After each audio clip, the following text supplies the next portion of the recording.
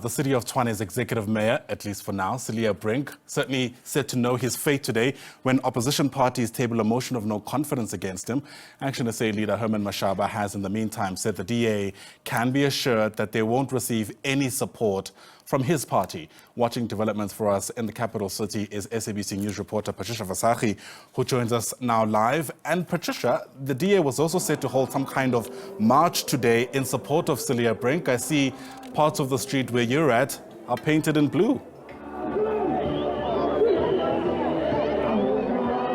Well, certainly a lot of activity taking place here outside of Tshwane House ahead of the motion of no confidence against, of course, the Tshwane Mayor Cilliers Brink. He stands here with me, and just to show you what is happening here, just as you have mentioned, a lot of DA members who obviously came in support of him to try and defend the motion against Mr. Brink.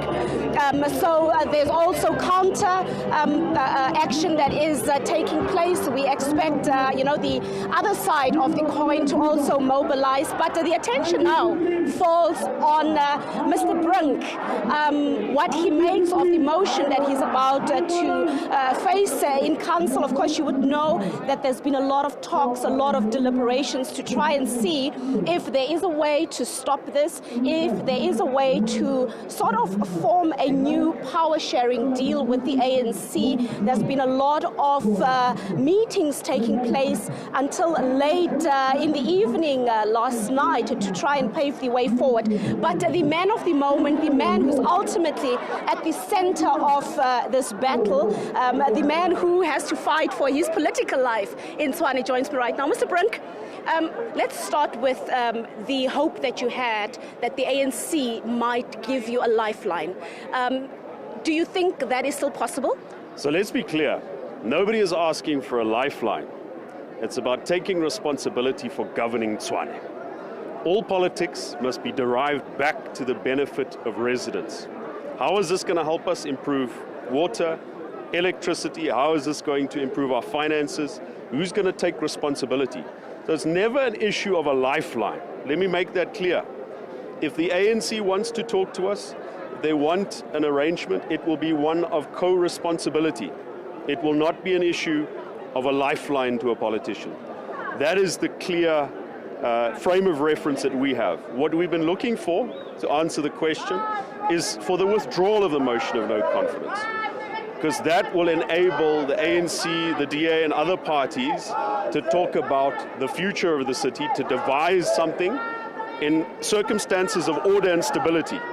But the point is, if you go through the motion of no confidence, you remove the mayor, more political instability, more chaos, less likelihood of reaching a settlement.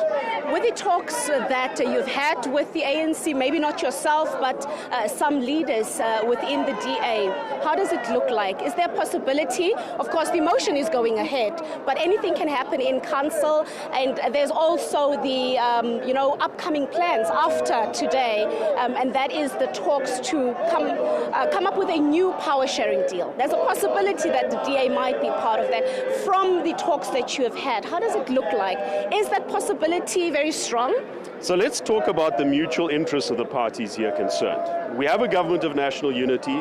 The number one objective of that government of national unity must be to grow the economy. In that process, the role of cities become very, very important.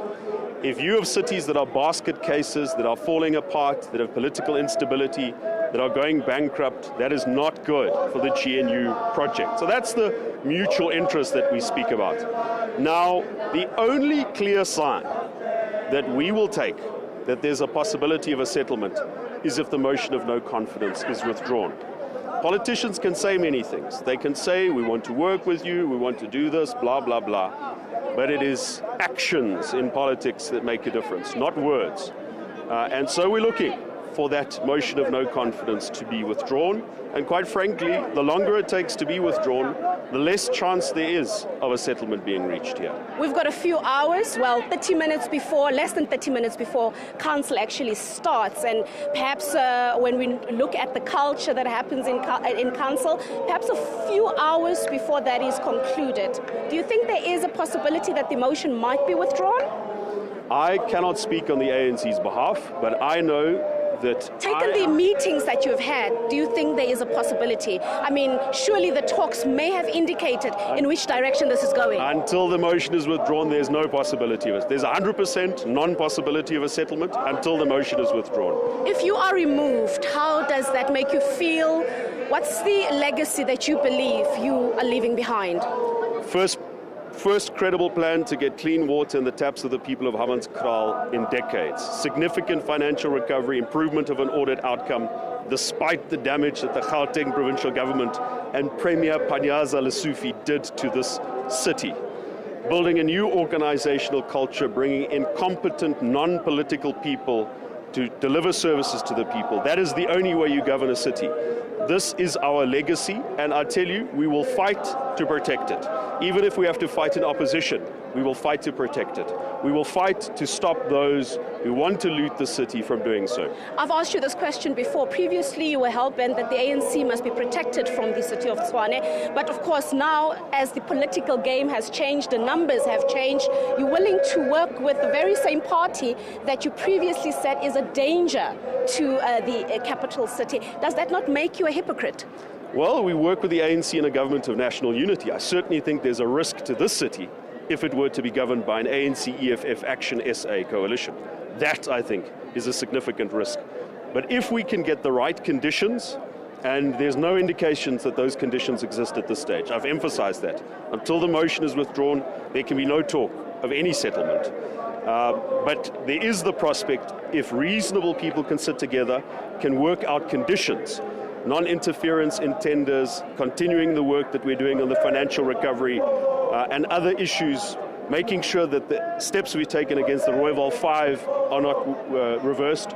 Under those conditions, I think it's possible. Your political opponents, they've said a lot of things over the years. It's politics, we understand. Well, actually, over the past months, it's just over a year and a half that you've been at the Hallam. It's poor service delivery in the townships, you know that. The finances of the city, the Eskom bill, all of that. Those are the reasons that are given, that they believe that you are not fit for the job, you have failed, and you must be removed. In closing, how do you respond to them saying that? Government is an effort, especially if it is a coalition. Government is a team effort. It's about the contribution you make, it's about the responsibility you take. My opponents, as you call them, former coalition partners, ActionSA, were pretty happy to take credit for the things we're doing right. Hammanskraal water, reducing irregular expenditure, the financial. They're happy to take credit, but now they want to blame their coalition partners for the mistakes. If you want to govern a city in Gauteng or anywhere in this country, you have to take responsibility. But they never agreed with you totally. You fought over the workers. You didn't want to pay the workers. They disagreed with you. So it was not always them agreeing with you. We resolved those disputes. So you're never going to always agree. Certainly you're never going to. You see it in the government of national unity. You don't always agree.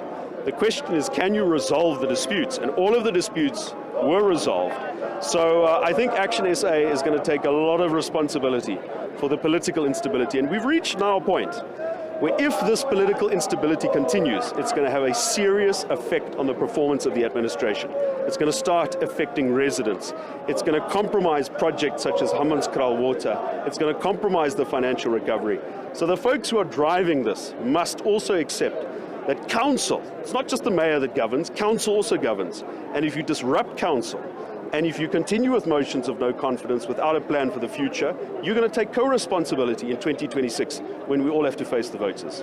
All right, thank you so much. There's Cilliers Brink, Tshwane Mayor. He's about to obviously learn his fate as council is set to start, where his future will be put to vote to determine whether he stays on as mayor or whether he is removed. And obviously you would know that if he's removed, the mayoral committee goes with him, and that is another issue that one needs to monitor very carefully, as that might obviously lead to serious instability. And we know that when there is instability at a municipality, that affects service delivery. And as I said, a lot of activity the DA being here very early, but we also expect SAMU, we expect members of the ANC that will be having counter-protests. And I just want to show you this site just to show you what they've done. They've divided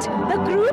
Obviously, this is for peace. This is to ensure that there is no conflict. So this side is going to be the counter-protest, and this side is obviously for the DA members as they obviously busy with their political action to protect Brink inside council. That's ultimately where the power lies, to see whether the ANC will go ahead with their motion or whether they will withdraw it.